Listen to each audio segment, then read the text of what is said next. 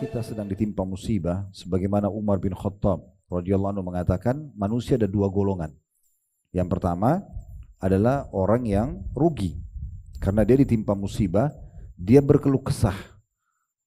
Akhirnya dengan keluh kesahnya itu kepada manusia, semua orang diceritakan permasalahannya, akhirnya dia akan mendapatkan dosa karena dia seakan-akan mengeluhkan Tuhannya yang menentukan ujian tersebut.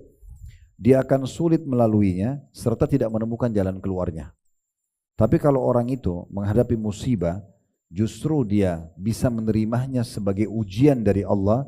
Dia sakit kan, ada orang yang ganggu kan, atau apa saja, dia anggap itu adalah sebuah ujian dari Allah. Dia terima dulu. Oh, ini Allah lagi uji saya, gitu kan?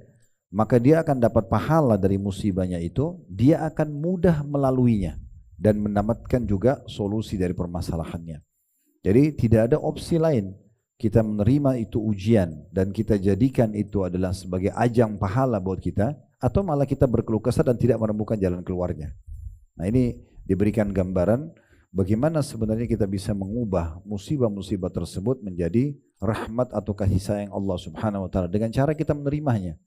Karena definisi sabar itu, ibu-ibu sekalian, adalah menerima keputusan Allah kemudian ikhtiar mencari jalan keluar. Sering kami kasih contoh, misalnya kita tidur malam hari sehat, bangun pagi flu tiba-tiba, sakit. Apa yang harus kita lakukan? Sabar. Sabar itu artinya kita terima dulu itu keputusan Allah. Oh, Allah lagi uji saya. Karena biar kita teriak-teriak, kita marah-marah, tetap flu-nya sudah ada, nggak ada manfaatnya. Maka sebaiknya yang pendapat Umar tadi kita terima dulu. Oh, ini Allah lagi uji saya. Sudah, setelah itu kita ikhtiar, cari jalan keluar, minum obat, minum air hangat, konsultasi dokter, ikhtiar. Nah, inilah yang dimaksud dengan mengubah sebenarnya musibah tersebut menjadi sebuah rahmat karena kita dapat pahala. Ya, ini poinnya. Baik, di situ ada poin nomor 1 di halaman 39. Diangkat sabar atas musibah dan yakin terhadap ketentuan Allah Ta'ala yang hak. Ya. Kata penulis ukhti muslimah yang dirahmati Allah, manakala seorang wanita telah memegang senjata sabar dan yakin, maka ia akan lulus dalam menghadapi segala musibah dalam hidupnya. Jadi dua hal itu. Sabar, tadi saya bilang, sederhana. Kalau ada ujian, terima dulu sebagai keputusan dari Allah, seberat apapun itu. Seringan sampai seberat apapun, kemudian baru ikhtiar. Dengan cara berdoa, dengan cara ikhtiar manusiawi, kalau sakit ke dokter, kalau ada masalah apa, agama konsultasi pada ahli di bidangnya misalnya. Kemudian kita terus ya bersedekah untuk memberi tawasul supaya Allah menjadikan itu jalan keluar, sebab jalan keluar dari permasalahan kita. Semua itu sampai akhirnya fa inna ma'al usri yusra. Di setiap kesulitan akan ada kemudahan. Nah, itu yang dimaksudkan. Jadi kalau seseorang sudah memiliki senjata sabar ini, kemudian juga yakin bahwasanya Allah itu Maha melihat, Maha mendengar, Allah Maha mengetahui apa yang sedang menimpa kita. Dan saya sudah pernah bahasakan, kalau sedang ada nikmat, yang ciptakan kita Allah, yang ciptakan nikmat itu Allah, yang bisa pertahankan hanya Allah. Kalau kita sedang kena ujian atau musibah, yang ciptakan kita Allah, yang ciptakan musibah ujian itu adalah Allah, yang bisa berikan jalan keluar hanya Allah. Jadi keliru kalau orang justru kepada selain pencipta, gitu kan? Dan subhanallah, berapa banyak orang bisa menikmati air mata yang menetes karena khusyuk kepada Tuhannya. Dia bisa begitu khusyuknya dan lamanya sujud dan beribadah kepada Allah karena musibah datang yang dia tidak bisa rasakan itu kalau sedang ada nikmat. Ya, mungkin orang kalau nikmat kebanyakan orang lalai malah. Jadi buru-buru sholatnya ya, dan segala macam. Tidak seperti orang kalau sedang ada masalah dan dia ingin minta jalan keluar dari Allah. Pasti dia lebih khusyuk, dia lebih dekat dengan Tuhannya. Itu mahal sekali. Itu tidak bisa dirasakan dan didapatkan kecuali dengan ujian yang datang. Toh juga poin penting ibu-ibu sekalian, bukan hanya kita sendiri yang diuji. Semua orang diuji. Tidak ada satupun orang yang tidak diuji. Siapa di antara kita teman-teman yang tidak pernah digibah oleh orang? Tidak pernah difitnah oleh orang? Siapa di antara kita yang tidak pernah keseleo, flu, demam, sakit gigi, sakit kepala? Siapa di antara kita yang tidak pernah gelisah, mungkin selalu tidurnya enak terus? Semua orang kena itu kan. Nah, tinggal beruntung orang yang bisa bersabar, dia raih pahala di situ. Dan Allah Subhanahu wa taala menyebutkan dalam Al-Qur'an, innama yuwaffas sabiruna ajrahum bighairi hisab. Orang sabar itu akan dapat balasannya tanpa ada hitungan lagi, tanpa ada hisabnya. Karena sabar itu luar biasa. Makanya Umar mengatakan sabar itu ibarat kepala di badan seseorang. Maka tidak ada Islam bagi orang yang tidak sabar. Itu memang contohnya. Makanya teman-teman kita di Palestina sekarang itu luar biasa. Menunjukkan bagaimana memang level keimanan seseorang dalam Islam itu diuji juga dinilai dari kesabarannya. Rumahnya hancur, keluarganya mati, masih senyum, masih alhamdulillah. Ya, Allah juga maha tahu kenapa Allah datangkan musibah yang berat seperti itu ke teman-teman kita di Palestina. Mungkin kalau kita di Indonesia belum tentu kita sesabar mereka. Jadi memang luar biasa. Dan dalam sebuah hadis kata Nabi SAW, Allah tidak akan menguji seorang hamba di atas kemampuannya. Jadi musibah apapun yang datang sebenarnya kita mampu melaluinya. Ada orang yang diuji dengan musibah yang lain, kalau kita diujikan itu mungkin kita tidak mampu. Maka Allah tahu kapasitas kita dan Allah tahu kita mampu melaluinya. Tinggal bagaimana kita mau meraih jalan yang sudah Allah tentukan dengan bersabar dan ikhtiar, atau kita berkeluh kesah dan tidak menemukan jalan keluarnya. Saya ulangi, paragraf ini menarik sekali ya. Manakala seorang wanita telah memegang senjata sabar dan yakin, maka ia akan lulus dalam menghadapi segala musibah dalam hidupnya. Untuk dapat bersabar dan memiliki keyakinan yang kuat, maka diperlukan ilmu dari Al-Quran dan juga Al-Hadis. Ya, seperti kita belajar sekarang. Setiap musibah yang datang kepadanya akan menjadi rahmat baginya. Allah Ta'ala memberikan kabar gembira bagi orang yang bersabar dalam menerima musibah. Dan ayat-ayat mengenai kesabaran sangatlah banyak. Di antaranya telah dikemukakan dalam surah Al-Baqarah ayat 156 sampai 157 ya. Ini yang pernah kita bacakan ya, dan saya ingatkan kembali di sini penulis tidak ulangi lagi karena diulangi pernah disebutkan di bab sebelumnya. Wabasyiris sabirin, sampaikan berita gembira kepada orang-orang yang sabar. Alladzina idza asabathum musibatun qalu inna lillahi wa inna ilaihi raji'un. Mereka yang kalau ditimpa musibah mereka mengatakan kami milik Allah, kami akan kembali kepada Allah. Ulaika alaihim salawatun rabbihim wa rahmah wa ulaika humul muhtadun. Mereka adalah orang-orang yang mendapatkan kasih sayang dari Tuhan mereka dan mereka orang-orang yang mendapatkan petunjuk. Ya, jadi mereka yang sabar. Di sini kata penulis langsung karena dia tidak ulangi ayatnya, dia mengatakan ayat tersebut mengajarkan bahwa kalimat istirja atau inna lillahi wa inna ilaihi raji'un mengandung penawar dari Allah dan Rasulnya dalam menghadapi segala musibah. Karena kalimat itu mengandung dua pokok yang besar. Yang pertama, mengajarkan keyakinan kepada seorang hamba bahwa dirinya, keluarganya, hartanya dan selainnya adalah milik Allah. Kan kita bilang inna lillahi wa inna ilaihi raji'un. Kami milik Allah. Saya, pasangan saya, anak saya, harta saya, jabatan saya, semuanya ini adalah milik Allah dan kami akan kembali kepada Allah. Kalimat ini mengajarkan kita punya Tuhan tempat bergantung yang menciptakan kita dan apapun yang ada di sekitar kita. Dia Allah Azza wa Jalla, maksudnya dia Allah yang maha mulia dan maha tinggi menitipkan semua itu kepada dirinya, kepada kita maksudnya. Maka ketika diambil kembali oleh pemiliknya, ia harus berlapang dada. Misalnya meninggal orang yang dicintai, hilangnya barang yang kita sukai. Bukankah kepemilikan kita bukan kepemilikan yang hakiki? Maksudnya semua akan ditinggalkan juga, baju, rumah, semua ini kalau kita meninggal cuma jadi kenangan, orang mengatakan oh itu baju dia, oh itu sepatu dia, oh itu mobil dia, selesai kan. Kepemilikan yang hakiki itu yang abadi itu di surga nanti selamanya, karena setiap kali ada kata-kata surga selalu Allah ikutkan dengan setelahnya khalidina fiha, kekal selamanya di dalamnya. Jadi sekali kita punya istana di surga itu selamanya, nggak ada lagi jual beli, nggak ada istilah expire. Waktunya kita dengan meninggal misalnya akan diwariskan kepada waris, tidak ada lagi selamanya, tidak ada lagi kematian setelah masuk ke dalam surga. Maka kepemilikan abadi di sana nantinya. Maka ketika diambil kembali oleh pemiliknya, kata penulis, ia harus lapang dada. Bukankah kepemilikan kita bukan kepemilikan yang hakiki? Bukankah pada hakikatnya semuanya itu milik Allah Ta'ala? Bukankah semuanya itu sebelumnya tidak ada? Maka tidak mengapa apabila kembali kepada tidak ada.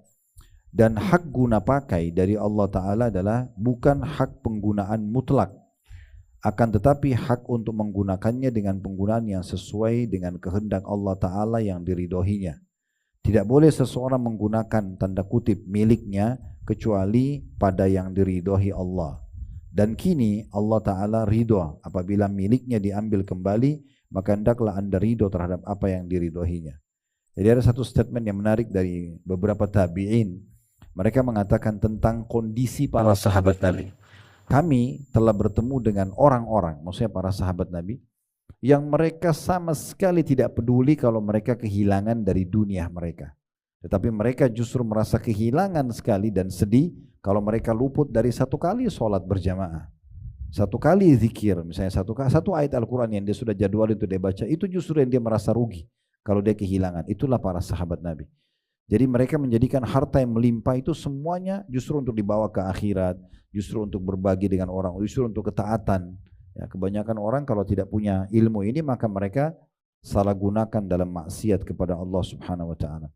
Ini juga berhubungan sekali dengan kisah yang pernah kita sampaikan tentang Ummu Sulaim ya, atau julukan lainnya Rumaisah dan Kumaisah pada saat anaknya meninggal.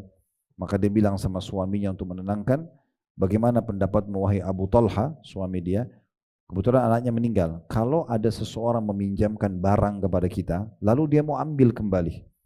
Kata suaminya, tentu kita kembalikan. Kenapa pemiliknya minta? Maka dia dengan tenang sementara anaknya meninggal mengatakan, kalau begitu Abu Talha berharaplah pahala di sisi Tuhanmu, saya bersabarlah karena anakmu sudah diambil oleh pemiliknya. Meninggal, jadi dia bahasakan begitu. Kita harus paham, anak adalah aset yang luar biasa karena kita tahu itu darah daging kita ya. Seorang ayah dan ibu pasti tahu tentang kedudukan anak itu. Maka kalau seandainya kita bisa paham, anak ini kita tidak punya andil kecuali kami para suami ini memiliki sperma, ibu-ibu punya sel telur yang bertemu. Dan setelah itu kita punya status ayah dan ibu, maka itu saja yang kita miliki. Satu lembar helai alis saja anak itu tidak ada andil kita. Ya, jenis kelaminnya, kulitnya, rambutnya tidak ada. Tiba-tiba lahir kita punya status saja. Berarti kan ada yang mengatur semua itu. Begitu juga dengan segala sesuatu harta. Rumah kita sebelumnya tidak ada, pekerjaan sebelumnya ini tidak ada, pakaian yang kita banyak pakai sebelumnya tidak ada. Terus tiba-tiba jadi ada, dikasih oleh Allah. Nah ini yang penulis ingin singgung. Berarti kita bukan pemilik sebenarnya. Ada pemilik sebenarnya Allah. Kalau Allah ambil berarti Allah sedang menguji kita. Kalau kita lulus tes di situ, Allah akan kasih nanti gantinya yang lebih baik. Ya. Itu jelas ya. Jadi di setiap di ujian itu, ibu-ibu harus pahami, makin besar ujian. Pokoknya ujian apapun ya, sekecil sampai sebesar apapun. Di ujung jalannya ada satu hadiah yang Allah siapkan. Tapi sabar atau tidak melaluinya. Nanti akan dikasih bonus yang besar di sana. Berapa banyak orang yang dihalangi oleh Allah Subhanahu wa taala untuk mendapatkan sesuatu yang dia harapkan, ternyata bentuk kasih sayang Allah pada dia. Sehingga dia bisa selamat. Tadinya kalau dia justru mendapatkan apa yang dia harapkan itu, justru jadi masalah buat dia. Karena Allah lebih mengetahui tentang kondisi dan keadaan kita. Yang kedua, doa istirja ini, kata penulis masih di halaman 40 di bawah ya, di paragraf bawah maksudnya, mengajarkan kepada hamba bahwa tempat kembali dan akhir kehidupannya adalah kepada Allah yang maha benar. Dia tidak bisa menolak ketika harus meninggal dunia, untuk mendatangi Robnya di hari kiamat nanti. Jadi sesehat apapun badan kita, sepintar apapun akal kita, ya, tetap saja di saat ajal datang kita akan meninggal. Dan ia akan datang sendirian pada hari kiamat nanti sebagaimana ia dahulu diciptakan pertama kali. Lahir di muka bumi sendirian, nah begitu juga selanjutnya. Ia datang kepada Allah Ta'ala tidak didampingi. Ia datang kepada Allah Ta'ala tidak didampingi siapapun. Tidak didampingi keluarga, tidak membawa harta, dan tidak pula para pengawal. Ia hanya datang dengan membawa kebaikan dan keburukan yang ia amalkan dahulu di dunia. Jadi nanti orang pada saat meninggal, ibu-ibu sekalian, kita akan menuju ke akhirat membawa amal soleh kita dan dosa kita. Amal soleh akan membahagiakan dan dosa akan menyusahkan seseorang.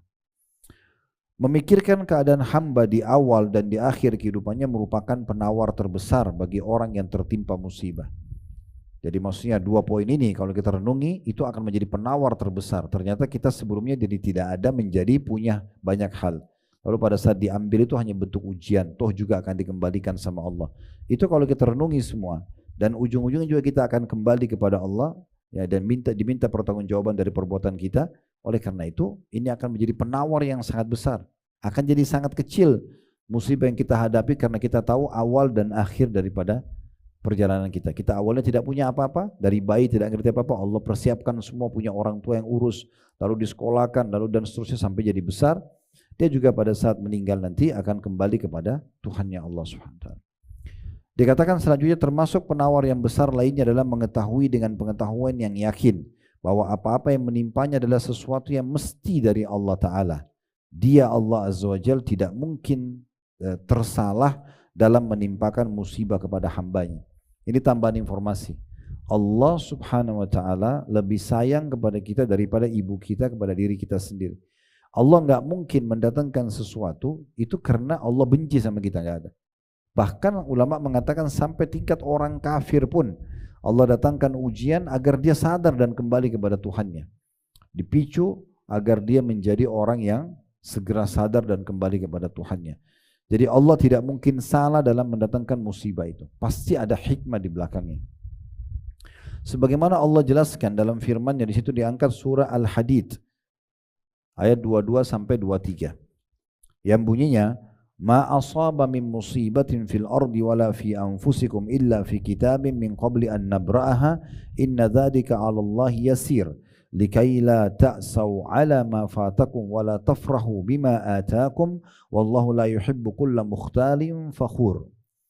Setiap bencana yang menimpa di bumi dan menimpa dirimu sendiri, semuanya telah tertulis dalam kitab atau dalam kurung Lauhil Mahfuz sebelum kami mewujudkannya, maksudnya sebelum diciptakan manusia dan apapun musibah tersebut. Sungguh yang demikian itu mudah bagi Allah agar kamu tidak bersedih hati terhadap apa yang luput darimu, dan juga tidak pula terlebih atau terlalu gembira terhadap apa yang diberikannya kepadamu. Dan Allah tidak menyukai setiap orang yang sombong dan membanggakan diri. Ini ayatnya ya. Kemudian kata penulis, barang siapa yang merenungkan ayat ini, ia akan mendapatkan obat penawar yang mujarab. Maka perhatikanlah agar musibah yang Anda derita menjadi rahmat dari Allah subhanahu wa ta'ala. Jadi intinya sebenarnya bagaimana dia seperti mereviewkan kita kembali tentang pentingnya seseorang merenungi lagi kalimat istirja'nya. Inna lillahi wa inna raji'un. Lalu kemudian dia renungi itu ya, kami milik Allah, kami akan kembali kepada Allah.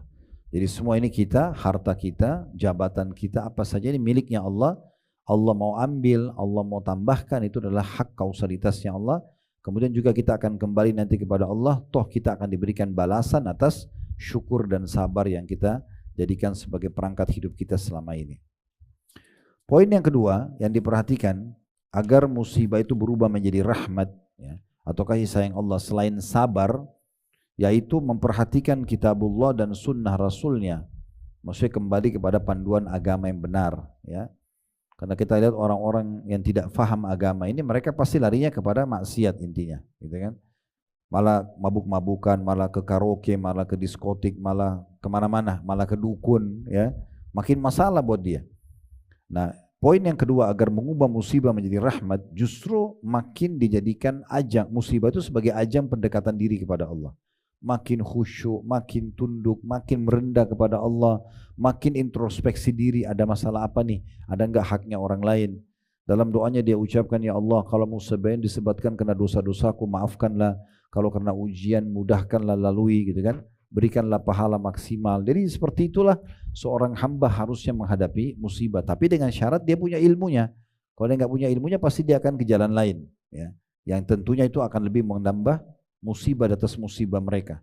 Karena kalau orang sudah buat kesalahan, Allah datangkan ujian, lalu dia mabuk lagi, dosa lagi, lalu dia zina lagi, dosa lagi, dan seterusnya, maka akan menambah masalah di atas masalah hidupnya. Kata penulis, jika ia memperhatikan kitabullah atau Al-Quran dan sunnah Rasulnya sallallahu alaihi wasallam, maka ia akan mendapatkan bahwa Allah Ta'ala memberikan kepada yang bersabar sesuatu yang lebih besar daripada sesuatu yang telah meninggalkannya. Maksudnya kalau dia memperhatikan dalam Al-Quran dan sunnah, dia akan menemukan sebenarnya musibah yang diambil atau didatangkan ini, itu akan Allah balas yang sesuatu yang lebih besar. Maka setiap muslim yang faham ini dengan ilmu agama yang benar, dia tahu ujian ini kecil tapi akan mendatangkan sesuatu yang besar. Contoh misalnya orang mati syahid saja, ya, itu kan besar sekali ujiannya.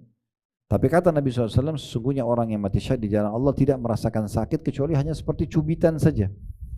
Dan tidak ada ahli surga, seluruh ahli surga yang masuk, yang berharap kembali ke dunia lagi, kecuali orang yang mati syahid. Berharap kembali ke dunia agar terbunuh lagi, kemudian mereka kembali lagi. Jadi karena mereka baru sadar ternyata hanya dengan kena satu peluru, kena satu tebasan pedang, itu sudah cukup untuk membuat mereka meraih derajat yang tinggi di surga sana. Ya sudah, mereka berharap kembali agar bisa terbunuh lagi. Sampai kata Nabi SAW, demi zat yang jiwaku dalam genggamannya, aku berharap terbunuh di jalan Allah, dihidupkan lagi, terbunuh lagi, dihidupkan lagi, terbunuh lagi. 3 kali beliau ulangi. Dalam riwayat lain juga yang sahih beliau mengatakan orang yang mati syahid itu berharap kembali ke dunia dan terbunuh 10 kali lagi seperti itu agar mereka mendapatkan balasan yang sama. Jadi itu besar sekali yang akan didapatkan pahala dan balasan kalau orang punya ilmunya, ya. Sedikit dengan bersabar, tidak berkeluh kesah dari penyakit atau gangguan orang itu, dan kita coba renungi ini adalah ujian dari Allah, kita terima lalu kita justru jadikan sebagai ajang pendekatan diri kepada Allah. Disitulah puncak kita akan mendapatkan balasan pahalanya. Jadi kemudian selanjutnya dikatakan, apabila kita melihat ke kiri dan ke kanan, maka tidak ada yang luput dari musibah. Maksudnya bukan kita sendiri, semua orang juga sedang diuji. Tidak seorang manusia pun yang tidak pernah tertimpa musibah. Ya. Kemudian dikatakan, Syahdan (2) sepulang dari mengelilingi dunia, ya. Dzulkarnain ini nama orang, ya. Dzulkarnain menderita sakit keras, ya. Ketika tidak ada harapan lagi untuk sembuh, ia mengirim surat kepada ibunya agar ia membuat makanan dan mengumpulkan manusia untuk memakannya. Akan tetapi orang yang pernah terkena musibah tidak boleh memakan makanan tersebut. Ketika ibunya melakukan perintah anaknya, maka tidak seorang pun yang memakan makanan tersebut. Ketika itulah ia sadar bahwa anaknya sedang menasihatinya tentang hakikat musibah itu. Dzulkarnain ini terkenal seorang yang saleh. Sebagian riwayat menyebutkan dia seorang nabi juga. Ya, tapi dia diberikan kerajaan oleh Allah yang Allah sebutkan dalam surah Al-Kahfi. Hampir seluruh muka bumi ini dulu menjadi kekuasaannya dia, gitu. Ya. Dia pernah ditimpa musibah, kemudian ibunya seperti tidak menerima keadaan itu, sulit, kesian melihat anaknya, gitu ya. Maka dia pun akhirnya menyuruh ibunya untuk memasak makanan dan membagikan kepada orang-orang. Tapi dengan hikmah Allah justru tidak ada yang memakan makanan tersebut. Pada saat dia mau bagi-bagi nggak ada yang mau terima. Sebenarnya di saat itu kata penulis, ibunya jadi sadar. Anaknya bukan sedang minta bagi-bagi makanan, tapi anaknya sedang memberikan kesadaran kepada ibunya. Musibah ini sedang datang. Kita mau ikhtiar apapun belum tentu Allah terima kalau Allah tidak mau. Maka tugas kita adalah bersabar menerimanya. Itu ilmu, ya. Kemudian yang ketiga yang bisa dijadikan atau menjadi penyebab agar bisa kembali atau berbalik musibah itu menjadi nikmat adalah meyakini bahwa bagi seorang mukmin pahitnya dunia adalah manisnya akhirat. Artinya ujian di dunia ini akan mendatangkan balasan yang besar di akhirat. Sebelum kita baca yang ditulis oleh penulis, ada sebuah hadis Nabi SAW yang berbunyi, nanti pada hari kiamat, orang yang ujiannya kecil selama di dunia akan merasa cemburu dengan orang-orang yang ujiannya banyak di dunia. Ada orang subhanallah dari lahir sampai meninggal miskin, gitu. Susah hidupnya. Ada orang yang dari kecil sudah cacat sampai meninggal, gitu kan. Banyak ujian-ujian yang berat gitu. Maka orang-orang ini nanti yang tidak diuji seperti orang-orang yang sedang diuji itu akan datang hari kiamat berharap waktu lihat balasannya orang-orang yang diuji itu begitu besar. Mereka berharap dikembalikan ke dunia untuk digunting-gunting kulit mereka. Ini kan sakit sekali. Tapi mereka berharap ujian itu datang kalau bisa dikembalikan ke dunia agar dapat balasan yang sama. Jadi gak ada yang sia-sia. Sebagian ulama juga menitik beratkan ada beberapa derajat di surga tidak bisa didapatkan kecuali dengan cobaan datang. Mungkin kita harus sholat 100 tahun, puasa 100 tahun, sedekah 100 tahun. Tapi kita umurnya cuma 60-70 tahun misalnya. Allah mau kita sampai ke derajat sana. Allah uji kita dengan penyakit, harus berobat, minum obat rutin 10 tahun. Ya. Ada orang yang utang sampai 2-3 tahun gak bayar. Ada orang yang tidak berhenti semasa hidupnya cuma cari kesalahan kita saja. Selalu dia musuhi tanpa sebab misalnya. Ada ujian datang. Sabar gak? Sabar kita akan dapat derajat itu. Gak sabar berarti gak dapat gitu kan. Nah seperti itu kurang lebih. Nah ini poin masalah yang ketiga, bagaimana kiat yang ketiga mengubah musibah itu menjadi rahmat. Ya. Kata beliau penulis, dengan sabar, maka kepahitan di dunia ini akan menjadi sesuatu yang manis di akhirat sana. Bahkan kepahitan itu hanya sementara, sedangkan manisnya akhirat bersifat kekal. Jika hal ini masih samar di mata anda, maka perhatikanlah sabda Nabi SAW, huffatil jannatu bil makarih wa huffatin naru bis syahawat. Surga itu memang dikelilingi dengan hal-hal yang tidak disukai, ya. Dan sedangkan neraka dikelilingi dengan hal-hal yang diinginkan oleh hawa nafsu. Kayak kita bangun sholat malam, keinginannya kan tidur, suruh bangun, itu ujiannya. Ya. Mungkin orang mau makan, mau minum, tapi ada hari puasa, dia bersabar, gitu kan. Seperti itu. Nah itu surga memang dikelilingi dengan hal seperti itu. Allah uji kita. Ya, apakah kita mau melaluinya? Tinggal kita tadi melaluinya dengan menerimanya, sehingga kita menikmati prosesnya, atau memang kita berkeluh kesah dan tidak akan mendapatkan solusinya. Sampai ada seorang salafus saleh, beliau pernah melihat ada satu anak muda, semua orang yang ditemuin dia keluh kesahkan keadaan dia. Begini, begitu, macam-macam. Akhirnya didekatin sama orang ini, lalu dia katakan, wahai anak muda, saya melihat lisanmu sudah terlalu banyak mengeluhkan Tuhanmu. Semua ini yang kau keluhkan ini tentang keputusan Allah. Sakitlah, inilah, itulah, kekurangan hartalah, belum dapat pekerjaan lah, belum dapat jodoh lah. Semua keluhkan kepada manusia. Yang dikeluhkan keputusannya Tuhannya. Saya melihat lisanmu sudah terlalu banyak mengeluhkan Tuhanmu. Lalu dia buka matanya satu, dia mengatakan, coba lihat mataku ini, sudah 40 tahun aku tidak melihat dengannya, tapi tidak ada yang tahu kecuali kamu sekarang. Saya tidak ceritakan pada siapapun. Gitu. Tetap ikhtiar berobat, tapi manfaatnya apa keluhkan kepada manusia? Hanya supaya dia bilang, oh kasihan kamu ya. Sebatas itu, nggak ada manfaatnya buat kita. Ya. Tapi bagaimana justru kita kembali kepada Allah Subhanahu Wa Taala. Selanjutnya diangkat hadis Nabi SAW di halaman 44 ya. Dan sabda Rasulullah SAW, yu'ta yawmal qiyamati bi'an'ami ahli dunya minal kuffari fayuqalu igmisuhu fin nari gamsatan.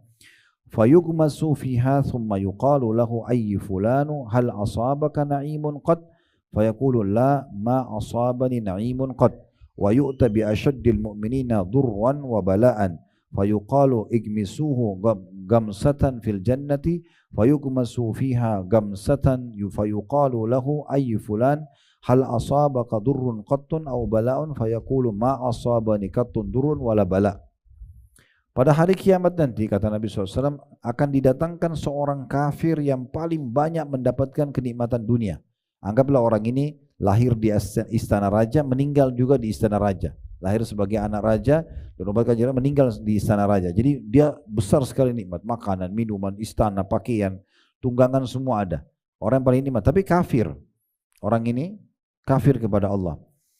Maka nanti hari kiamat disuruh untuk dibenamkan atau dicelupkan ke dalam neraka satu kali saja. Lalu ia pun dibenamkan, kemudian dikeluarkan dan ditanya, hai fulan, apa dulu di dunia engkau pernah mendapatkan kenikmatan? Misalnya dia 70 tahun hidup di kerajaan, semuanya ada, semuanya serba melimpah. Maka dicelupkan di neraka, dikeluarkan. Lalu ditanya, kamu pernah merasakan nikmat selama ini? Maka ia tiba-tiba menjawab, tidak sama sekali. Hilang semua nikmat dunianya, dari makanan enaknya, pakaiannya, istanahnya, segala macam, hilang dengan satu celupan di neraka. Bagaimana dengan orang yang abadi di neraka gitu kan? Lalu didatangkan seorang mukmin yang paling menderita di dunia. Dari lahir sampai meninggal miskin, susah hidupnya. Mungkin sendalnya pun putus, pakaiannya pun mungkin kumuh, cuma beberapa lembar saja yang dia miliki gitu. Lalu disuruh untuk dibenamkan ke dalam surga satu kali. Celupkan, dikeluarkan. Lalu ia pun dibenamkan, kemudian ditanya setelah itu dikeluarkan, hai fulan, apa dulu di dunia engkau pernah mendapatkan penderitaan atau bencana? Kamu ini selama sekian tahun di dunia miskin, susah, hidupnya ya tidak terpenuhi kebutuhannya. Tapi setelah dicelupkan satu kali di surga, dikeluarkan. Dia sudah rasakan nikmat surga, cuma hitungan detik dikeluarkan. Apa kau pernah rasa penderitaan? Dia bilang, tidak, aku tidak pernah menderita atau mendapatkan bencana sama sekali. Hadis ini diriwayatkan oleh Ibnu Majah. Kata penulis, perhatikanlah bahwa penderitaan yang terberat sekalipun serta-merta akan terhapus dengan celupan sebentar saja di dalam kenikmatan surga. Maka bersabarlah wahai calon ratu bidadari surga, karena yang sedang dibahas adalah para muslimah.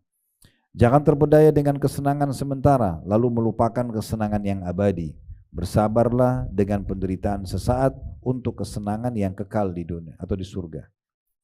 Jadi manusia itu ada 3 tingkatannya. Yang paling buruk, yang paling bawah, diberikan nikmat berkeluh kesah, apalagi kalau musibah, lebih keluh kesah. Ya, ada orang badannya sehat, mungkin paras wajahnya cukup, hartanya juga cukup memenuhi dia, tapi setiap ketemu suaminya dikeluhkan. Ada kalau laki-laki istrinya dikeluhkan, pembantunya, mobilnya, tidak ada satupun lisannya mengatakan alhamdulillah. Itu kalau nikmat. Bagaimana kalau ada musibahnya orang ini? Pasti lebih banyak keluh kesahnya. Ini manusia yang paling buruk. Golongan kedua di atasnya itu adalah golongan standar orang mukmin. Kata Nabi SAW, ajaban li amri mu'min, sungguh mengabulkan perkara orang mukmin, wala yakunu dzalika illa li mu'min, dan itu tidak dimiliki kecuali orang-orang beriman. In asaba sarra syakar, kalau diberikan nikmat dia bersabar, kalau diberikan nikmat dia bersyukur, wa in asaba dharra sabar, kalau diberikan ujian dia bersabar. Nah, ini standarnya. Nikmat ada, alhamdulillah, kenyang misalnya. Kalau lapar, sabar, dia tidak keluh kesah. Nah, itu namanya orang mukmin standar. Tapi ada level di atasnya, yaitu level orang kalau diberikan nikmat bersyukur, diberikan ujian bersyukur, disyukuri juga sama dia. Dia bangun tidur sakit, alhamdulillah, Allah menguji saya, berarti ada pahala yang Allah janjikan lebih besar. Nah, itu levelnya lebih tinggi. Mirip juga dalam ibadah, Bu, ya. Dalam ibadah itu ada level-levelnya. Ada level yang paling rendah itu orang kerjakan hanya karena orang semua kerjakan. Semua orang sholat, teman-temannya semua ngaji, teman-temannya semua puasa, dia ikut-ikutan. Ini levelnya rendah sekali dalam ibadah. Ada level yang standar, dia kerjakan karena mengejar keutamaannya. Saya ibu dulu begini di majelis ilmu karena mau ngejar keutamaan majelis ilmu. Sholat karena memang kejar keutamaan sholat. Ya. Puasa, haji, umrah karena kejar keutamaan. Itu standar. Ada yang lebih bagus dari itu. Ibu beribadah karena bersyukur kepada Allah. Bukan lagi mengejar keutamaannya, bukan. Itu yang Nabi SAW dulu waktu bangun sholat malam sampai kaki beliau pecah-pecah, lalu Aisyah tanya, ya Rasulullah, kenapa anda sholat malam begini? Padahal dosa anda sudah dimaafkan yang lalu dan akan datang. Apa kata Nabi? Karena perintah Allah? Karena saya kejar keutamaannya? Enggak. Nabi mengatakan, afala akunu abdan syakura. Apa saya tidak bisa menjadi hamba yang bersyukur? Maka berarti ibadahnya bukan lagi kejar keutamaan, tapi sebagai bentuk syukur karena Allah ciptakan saya untuk ibadah. Allah sudah kasih saya kenikmat, kesehatan dan segala macam. Ibu tahu nggak, satu suap makanan yang bisa kita kunyah dengan baik dan akhirnya kita telan dan kita rasakan nikmatnya, itu harusnya, idealnya kita harusnya balas itu ya dengan bersedekah di jalan Allah yang setimpal misalnya. Kita pakai baju yang nyaman, kita tidur yang nyaman, harusnya kita bisa bayar. Berapa kali Allah berikan bertahun-tahun nikmat ini tapi tidak kita pernah berbagi dengan orang lain misalnya sebagai tanda syukurnya. Jadi memang poin ini harus betul-betul disadari. Ya. Kalau mau level tertinggi dalam ibadah, pergi haji, umrah, sedekah, sholat malam, sholat 5 waktu, tutup aurat, cari pendapatan halal, semua itu karena bentuk syukur kita kepada Allah. Karena Allah sudah pilih saya di antara sekian miliar sperma ayah saya yang lahir, maka saya harus mengabdi kepada Allah. Itu levelnya luar biasa. Ya, sehingga semuanya dikerjakan sebagai bentuk syukurnya kepada Allah Subhanahu wa ta'ala. Ada satu sahabat Nabi, seingat saya namanya Abu Kilabah. Mudah-mudahan saya tidak salah dalam nama ini, seingat saya, karena ini kisah sudah cukup lama dulu saya pernah dapatkan. Jadi orang ini seorang sahabat Nabi tapi sudah lama menghilang. Gak ada beritanya gitu. Orang-orang pada cari dia. Kalau tidak salah sebagian ahli sejarah mengatakan dia sahabat Nabi yang terakhir. Ya. Julukannya Abu Kilabah, saya tidak tahu namanya. Orang ini rupanya tinggal di satu kemah di padang pasir. Subhanallah, tangannya dua-dua putus, kakinya putus, matanya buta. Ya. Dan dia pada saat itu kisahnya ada satu orang, dia kehilangan tunggangannya di padang pasir.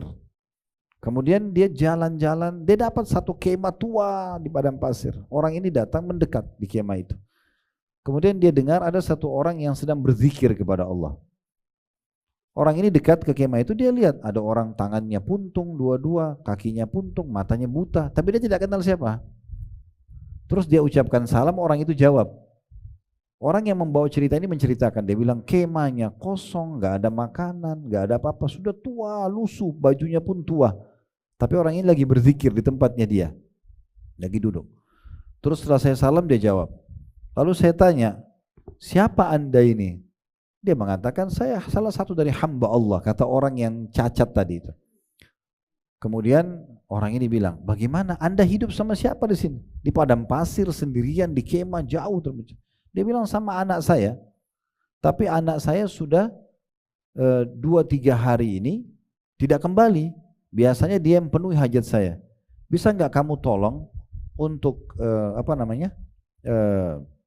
cari anak saya, mungkin ada di sekitar sini, sekitar kemah. Dia bilang baik. Dia bilang saya keluar cari sekitar gitu, mungkin ada. Dan saya kaget, saya menemukan ada sosok manusia sudah jatuh di padang pasir, sebagian tubuhnya sudah habis tercabik-cabik dimakan oleh singa. Kisahnya begitu. Dan saya yakin ini anaknya bapak itu, karena tidak ada manusia di situ. Cuma ini saja. Dia bilang, saya kembali ke kemah sambil berpikir apa yang harus saya ucapkan sama orang ini. Dia sudah cacat, nggak ada yang urus, anaknya pun yang urus mati dimakan singa. Kemudian dia masuk ke kemah itu, lalu dia mengatakan, apakah anda tahu kisahnya Nabi Yakub? Nabi Yakub ayahnya Nabi Yusuf. Waktu dia sedih kehilangan anaknya Yusuf, maka kata orang tersebut, iya saya tahu. Ya. Dan Nabi Yakub mengatakan, innama ashku bathi wa huzni ilallah. Saya keluhkan kesedihanku dan masalahku hanya kepada Allah. Maka dia mengatakan, kalau begitu bersabarlah, karena Allah menguji anda dengan anak anda sudah meninggal. Maka dia mengatakan, alhamdulillah. Orang ini bilang, alhamdulillah. Maka anak muda ini yang ceritakan kisah mengatakan, saya heran dengan keimanannya orang ini. Dia bukannya sedih, anaknya tidak ada, dia bilang, alhamdulillah. Lalu saya mengatakan pada orang tersebut, bisa ceritakan kepada saya, bagaimana anda bisa masih mengucapkan alhamdulillah dalam keadaan musibah seperti ini? Dia mengatakan, alhamdulillah, Allah memang mengambil kedua mataku, Allah mengambil kedua tangan dan kakiku, dan sekarang Allah ambil anakku, tetapi Allah masih kasih aku kesempatan lisan untuk bisa berzikir kepadanya. Aku masih dikasih hidung yang bisa menghirup oksigen. Aku masih bisa melanjutkan sisa umurku untuk menambah timbangan amalku hari kiamat. Dia bilang begitu. Maka terus kemudian tiba-tiba kata anak muda ini, orang itu syahadat, asyhadu an la ilaha illallah wa anna muhammadar rasulullah, meninggal. Waktu meninggal dia bilang, saya tidak tahu harus buat apa, bingung. Tiba-tiba spontan kejadian itu. Saya keluar dari kemah, kemudian saya coba cari ada enggak orang muslim yang lewat. Setelah lama bolak-balik dia bilang saya cari enggak ada. Ada orang menunggangi kuda, 4 orang atau 3 orang, 4 orang naik kuda jalan. Kemudian mendekati kemah, saya teriak-teriak, hai muslimin, assalamualaikum. Mereka jawab, waalaikumsalam. Oh, untung kalian datang kaum muslim. Ini ada orang yang butuh dibantu. Kita makamkan sama-sama, dia meninggal. Di mana? Mereka bilang dalam kemah. Maka anak muda yang cerita, saya tahu namanya orang yang meninggal ini setelah ketiga atau 4 orang yang dari kuda ini turun. Dan digambarkan dalam cerita itu mereka pakai baju seperti baju-baju kerajaan, kayak orang yang punya jabatan tinggi. Turunlah mereka dari kuda. Kemudian mereka lihat jenazah itu, waktu mereka lihat mereka menangis. Mereka mengatakan, subhanallah, Abu Kilabah, ternyata ini Abu Kilabah, sahabat Nabi itu. Ya. Abu Kilabah, ini orang sudah lama kita cari. Ya, kemudian dikuburlah oleh mereka, ya, rame-rame gitu. Tapi kita bisa lihat bagaimana subhanallah mereka justru bisa bersyukur dengan keadaan tersebut. Ada kisah yang lain, kisah itu berhubungan dengan masalah Urwah bin Mas'ud rahimahullah. Urwah bin Zubair. Zubair bin Awam adalah salah satu sahabat yang dijamin masuk surga. Nama anaknya Urwah. Urwah ini pernah ditimpa musibah, berurutan musibahnya. Dia datang menemui khalifah di Damaskus di ibu kota Syria satu hari. Kemudian pada saat dia datang, dia punya anak tertua laki-laki itu hafid 30 juz Al-Quran, anaknya tampan, memang belum menikah, tapi anak ini diharapkan meneruskan ayahnya sebagai seorang alim. Ayahnya ini Urwah salah satu dari 7 dari kalangan tabi'in yang terkenal ahli Al-Quran, hafalannya, ilmunya luas segala macam. Maka anaknya ini bilang sama ayahnya, ayah waktu tiba di istana, bisa enggak saya mau lihat dulu kuda-kuda istana. Anda kalau mau temuin khalifah silahkan, raja. Kebetulan khalifah ini teman dekat ayahnya, dia bilang baik silahkan. Duduklah sang ayah ini, si Urwah ini dengan khalifah. Setelah ngobrol-ngobrol, tiba-tiba ada pengawal istana datang, mengetuk pintu, mengucapkan salam, dan khalifah sempat marah. Karena biasanya SOP-nya pada saat itu, kalau lagi ada tamunya nggak boleh sembarangan dipotong pembicaraan. Tapi rupanya pengawal ini mendesak. Dia mengatakan ada sesuatu yang urgent, wahai Amir Mukminin, ya orang pemimpin orang beriman. Kata rajanya, kenapa? Dia bilang anaknya Tuan Urwah mati ditendang kuda. Jadi supaya ceritanya si anaknya Urwah ini, tokoh yang sedang kita bicarakan, anak yang tadi hafal Quran, anaknya tampan, diharapkan bisa menjadi pengganti ayahnya ulama, dia lagi asyik lihat kuda-kuda itu. Karena asyiknya dia mendekat ke salah satu kuda, lalu ada kuda yang menendang dia dengan 2 kakinya, kena dadanya, meninggal di tempat. Disampaikan kepada raja. Raja kaget, kok informasi begini disampaikan depan orangnya langsung. Tapi Urwah tersenyum lalu mengatakan innalillahi wa inna ilaihi raji'un. Itu aja. Dia bilang, lihatkan jenazah anak saya akan urus. Orang sudah mulai bertanya-tanya dengan level iman yang luar biasa gitu ya. Dia nggak panik, nggak tanya, dia nggak cross check apakah memang betul kuda yang tendang, mungkin ada yang bunuh, nggak ada, pokoknya nggak sangka buruk, sudah meninggal selesai. Diambillah, diuruslah. Begitu diurus dan selesai mau dikuburkan jenazahnya di hari yang sama, dia kemudian turun di liang lahat untuk menurunkan jenazah anaknya. Pada saat dia turunkan, dalam kisah ini dikatakan ada satu jenis penyakit kayak bakteri di tanah. Saya tidak tahu itu apa, tapi ini diceritakan begitu. Di dalam bahasa Arab namanya gargarina. Saya nggak tahu apa itu. Yang jelas itu kena ke kaki si Urwah yang pada masa itu membuat kakinya dia membusuk. Dan pada saat itu belum ada solusi pengobatan kecuali amputasi. Ini Urwahnya nih yang sedang anaknya dikuburkan, baru anaknya musibah di hari yang sama. Maka dia tiba-tiba nggak bisa berdiri waktu dikeluarkan dari liang lahat anaknya, kakinya mulai membiru, kemudian dibawa ke satu ruangan, dilaporkan kepada khalifah. Kejadian begini kepada Tuan Urwah ini, apa yang harus kita lakukan? Kata khalifahnya, panggil tabib yang terbaik. Layani dia dengan baik. Dilayani segala macam, keputusan terakhir semua tabib-tabib istana mengatakan tidak ada solusi lain soal diamputasi. Kalau enggak akan menjalar ke tubuhnya semua.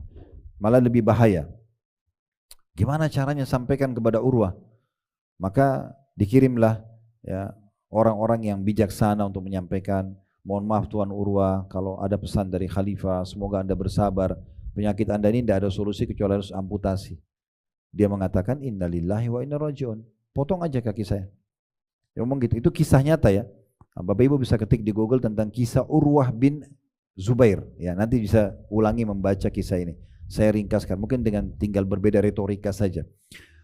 Maka pada saat itu didatangkan 6 orang atau 8 orang algojo, besar-besar badannya. Karena waktu itu tidak ada obat bius. Tujuannya untuk megang badannya dia. Megang kedua tangan dan kedua kaki. Waktu datang ke ruangan tersebut, maka dia tanya kepada tabibnya, ini untuk apa orang-orang ini? Dia bilang untuk menahan Anda. Saya akan potong kaki Anda. Dia bilang saya nggak mau, nggak usah dipegang. Terus didatangkan sekendi khamr, minuman keras. Itu sebagai obat biusnya, gitu kan. Waktu itu orang kalau mau diamputasi diminumkan. Dia bilang ini untuk apa? Kata tabibnya, Anda harus mabuk supaya bisa kami potong. Ini kulit Anda akan kami iris, tulangnya akan dipotong. Ini sakit. Dia bilang enggak, saya enggak perlu. Saya tidak pernah minum di masa hidup saya. Ngapain saya minum sekarang? Lalu gimana solusinya? Kembali tanya khalifah, apa solusinya? Khalifah bilang, tanya aja ke beliau. Tanya kepada Tuan Urwahnya, apa solusinya? Urwah bilang, sudah, saya akan berzikir kepada Allah. Di saat kalian lihat wajah saya berubah memerah, baru potong kaki saya. Belum pernah ada orang lakukan itu. Tapi tabibnya ini lakukan, diberikan izin. Dia mulai berzikir, subhanallah, alhamdulillah, la ilaha illallah, Allah akbar. Dengan khusyuknya dia, sampai wajahnya memerah. Waktu wajahnya memerah, kata tabibnya, saya langsung memotong kakinya, tidak sedikit pun bergerak kaki itu. Kayak orang yang kakinya sudah dibius gitu ya, tidak bergerak. Sampai selesai dipotong, dia masih berzikir. Dia kena terbawa dengan arus zikirnya itu, alam itu. Dengan khusyuknya gitu. Selesai dia zikir, selesai dipotong, tapi dia bilang, sudah Tuan Urwah. Dia bilang alhamdulillah sambil dia berhentikan zikirnya. Tapi ada lagi satu tambahannya. Ini kisah nyata ya. Waktu itu tidak ada cara memberhentikan darah karena kan diamputasi, darahnya ngucur terus. Kecuali dicelupkan di minyak panas. Ya, begitu ceritanya. Sekali lagi coba nanti kembali ke kisah Urwah bin Zubair namanya. Zubair bin Awam ini sama ayahnya, sahabatnya di surga. Ini orang luar biasa. Maka mereka bilang, tapi darah Anda ngucur terus, tidak ada solusi lain kecuali kami celupkan di minyak panas. Dia bilang lakukan. Saya berzikir dulu. Dia zikir dulu, setelah wajah saya memerah celupkan. Setelah dia berzikir, wajah memerah dicelupkan. Tapi namanya manusia tidak tahan sakit, dia pingsan. Kena kesakitan. Setelah selesai tentunya sudah dibalut segala macam dan dia terbangun. Ada satu permintaan dia unik. Dia bilang sama orang sekitarnya, coba mana potongan kaki saya? Dia minta.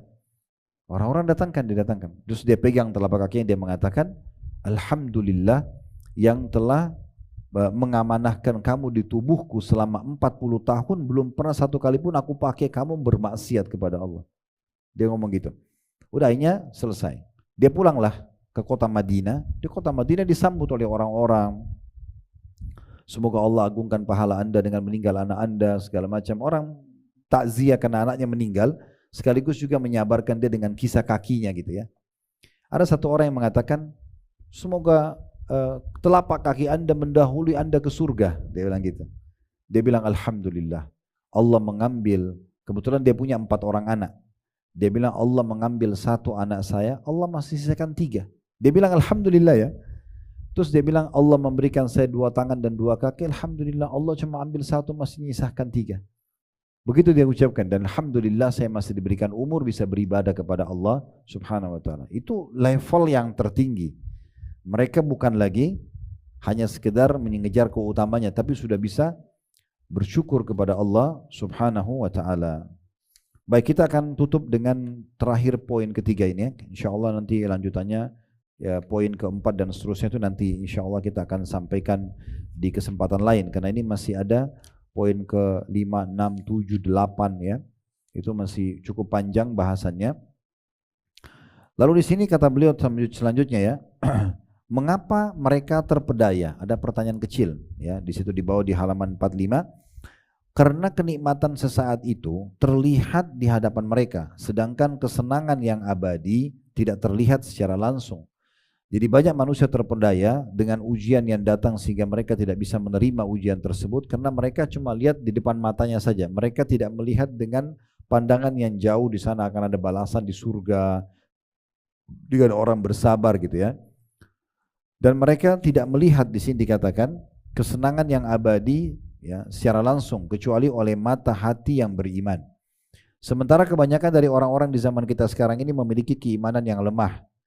Dan di lain pihak pendorong syahwat begitu kuat, maka mereka pun memilih yang serba tanda kutip instan, meski sebenarnya hanya fata morgana saja. Misalnya dengan mabuk, misalnya dengan apa ya, kedukun, dipikir itu jalan pintas instan, padahal sebenarnya itu keliru.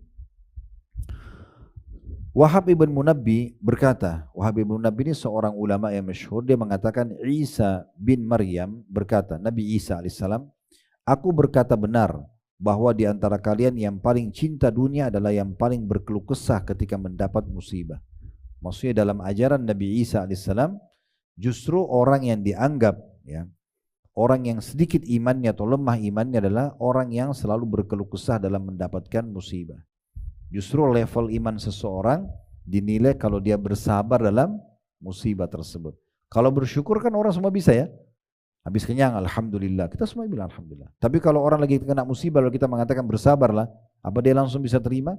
Belum tentu orang bisa terima. Bahkan dia mengatakan kamu karena tidak rasakan aja. Nah, karena memang berat untuk orang bersabar. Tapi Allah memberikan balasan sesuai dengan kadar ujian yang datang. Dalam hadis Bukhari, kata Nabi SAW, inna idhamal ajri ma'idhamil bala. Sesungguhnya besarnya kadar balasan pahala sesuai dengan besarnya musibah yang datang.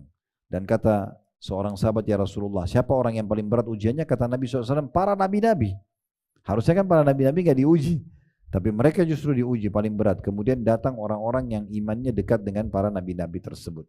Dan orang akan diuji sesuai dengan kekuatan imannya.